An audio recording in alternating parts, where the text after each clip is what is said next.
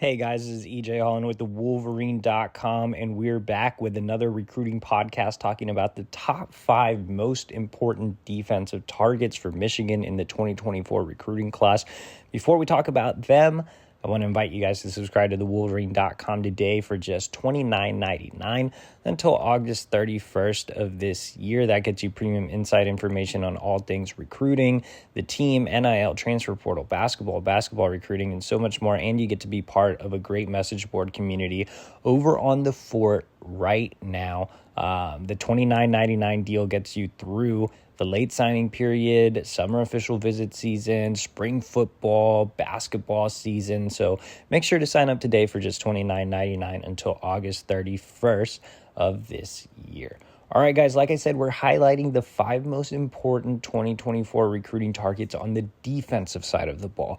If you missed last week's video, we highlighted the 5 most important on the offensive side of the ball. So make sure to go and watch that. Leave that video a like. Leave this video a like and subscribe to our YouTube channel completely free and get updates every time we drop a new video, which is on a daily basis. Never miss one of our videos by simply hitting that subscribe button for free.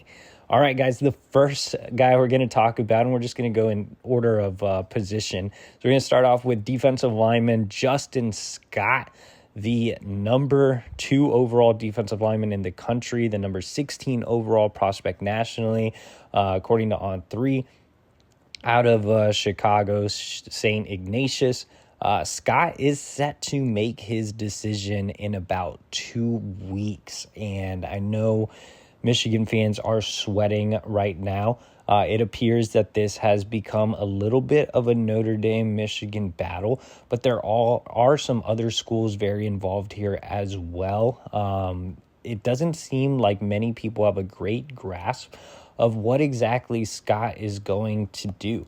Scott is a very private kid, really the only people tied into his recruitment that probably know where he's going other than himself are his head coach and his mom. He keeps a very, very tight circle and has been very tight-lipped. I do not have a prediction in for Scott yet, but I did want to include him on this list because Mike Elston was in Chicago seeing him last week. Michigan is still fighting in this recruitment. The Jim Harbaugh situation has been situated. So there is stability at Michigan. The Wolverines are coming off back-to-back college football playoff appearances. They are great at producing defensive linemen, developing defensive linemen, and Scott knows that. He really liked his fall visit. Had a chance to get an in-depth look at the program, both on the field, off the field. Both he and his mother were really, really impressed. Notre Dame was considered the favorite early on. There's been a little more Notre Dame buzz over the last couple of days, so definitely keeping an eye on the Irish, which have done a really good job on the recruiting trail under Marcus Freeman. Ohio State is still very involved here. Larry Johnson has done a great job of recruiting him. Then you have some out-of-region schools, and I think right now the preference for Scott is to stay closer to home, but there are a lot of out-of-region schools that offer some great NIL programs as well. You have Georgia that just extended an offer to him a few days ago. Alabama has offered. Miami has made a hard push. USC got him on campus in the fall and has made a hard push. So I'm really interested to see what we learn about Scott's recruitment in the next week. But he's 6'5", 310 pounds. He can play the 3, he can play the nose, has a basketball background. In fact, he's a basketball player for his high school team right now. He's really athletic, can even be an offensive lineman at the next level. There's just a lot to like about Scott. The potential is through the roof. Let's go ahead and go to the edge position where we're going to talk about Dylan Stewart, borderline 5-star, ranked as the number 1 edge in the country, the number 5 overall prospect nationally per On3 out of Washington, D.C., Friendship Collegiate. The DMV, man, just producing some insane elite talent at the edge position. Dylan Stewart visited Michigan last year. He's looking to get back to campus this offseason. Pretty open with his recruitment right now. He does like some schools a little closer to home, I guess, if you want to say South Carolina is close. That is a school that he's really interested in. But mostly open with his recruitment, just kind of taking a national look at everything. I think Stewart has just been really impressed with what Michigan has done from a development standpoint at the edge position. You know, you've had Aiden Hutchinson, you've had David Ajabo, you've had Mike Morris, and those are things that really stand out to Stewart. When I went out and saw him play in a game a couple of months ago, he told me one of the biggest things he was looking for was development, and that's something he can get at Michigan. The other thing was relationships, and I think right now Mike Elston, Dylan Ronnie, Ron Bellamy, who's the DMV recruiter, have all been putting in some work here. I think getting him back on campus, getting him in front of Jim Harbaugh will be imperative this offseason, but Michigan is definitely in the mix with him early on. It is one of the schools he has said numerous times on the record that he really wants to get back to. And I absolutely love Stewart. I mean, he's ranked as the number one edge for a reason. He was a monster when I saw him in game, both as a pass rusher and against the run. He's extremely physical. He's athletic. He's kind of has a little bit of a compact frame. He has a really muscular build, so he's not like a skinny, tall edge. He's still 6'5", but he's at 235. I mean, this is a guy that can play like at 265. He's kind of built like an action figure, I guess. But yeah, he's a big, strong, athletic kid. And when the opposing team ran away from him in that game that I saw, they moved him to linebacker, and he really excelled there as well. So just a lot to like about Dylan Stewart, the top guy on the edge board right now.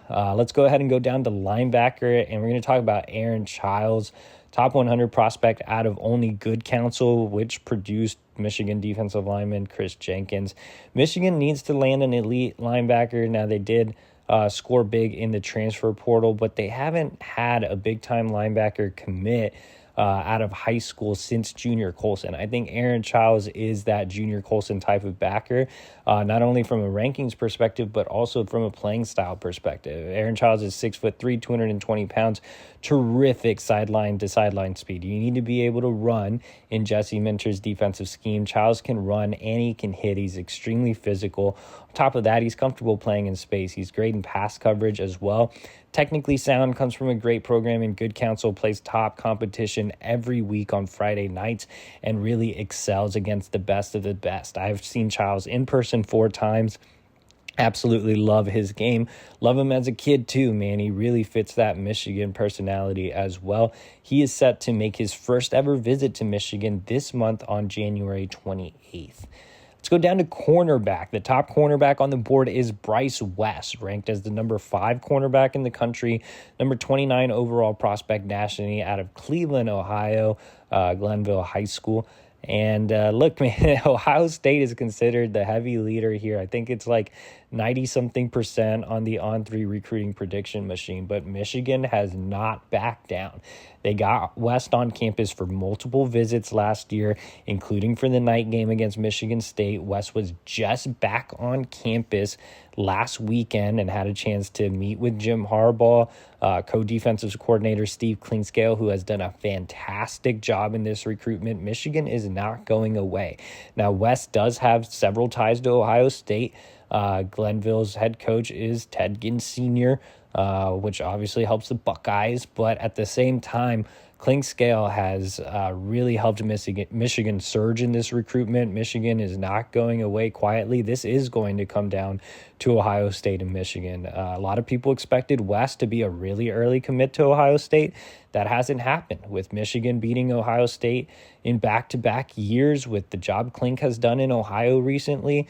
Doors open there. Now, I'm not saying Michigan's going to beat Ohio State. I understand the connections that the Buckeyes have with Bryce West, but Michigan is a legitimate player here. They're investing resources for a reason, and we'll see what happens. West was there when Michigan dominated Ohio State this season. So we'll see how things pan out there, but he's far and away the top cornerback on the board, both from a rankings perspective and a want perspective. Let's go down to safety, and we're going to talk about Jacob Oden. Now, he's not necessarily the highest rated safety on the board, but he is one of the most important targets because he is not only an in-state kid, he's also a legacy kid, and he can be an early leader for Michigan's 2024 recruiting class. So again, we're talking Jacob Oden, ranked as the number 22 safety nationally, the number 247 overall prospect out of Harper Woods, Michigan. Oden's father, Rod, was a walk-on fullback at Michigan in the 90s. Rod has a great relationship with Steve Klingscale that's lasted for more than 20 years. Klingscale has literally known Jacob Oden since he was an infant. So a lot of connections here. I think that Oden is definitely considering following in his father's footsteps and playing at Michigan. And not only that, I believe Jacob has an uncle that's graduated from Michigan, a couple of aunts that have graduated from Michigan as well. So a lot of Michigan ties here. He's grown up around the program. He's really good friends with Will Johnson, Michigan's star true freshman corner, and kind of sees him as an older brother type as well. Jacob's father, Rod, again, like I said, has that long-lasting relationship with Kling. He's also friends with Deion Johnson, who is Will's father.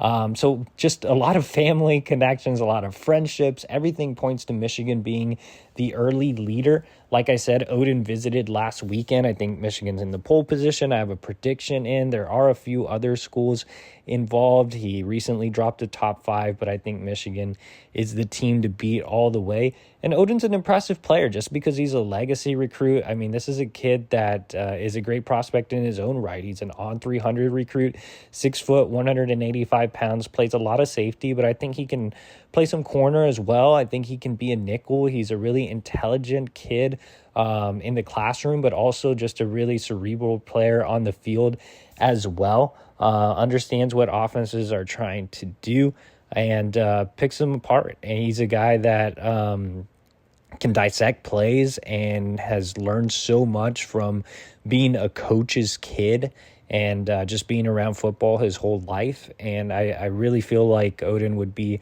a great addition. I think he would be a leader on the recruiting trail, and he just has a really high floor as a football player as well. So those are the 5 most important defensive targets for Michigan in the 2024 recruiting class.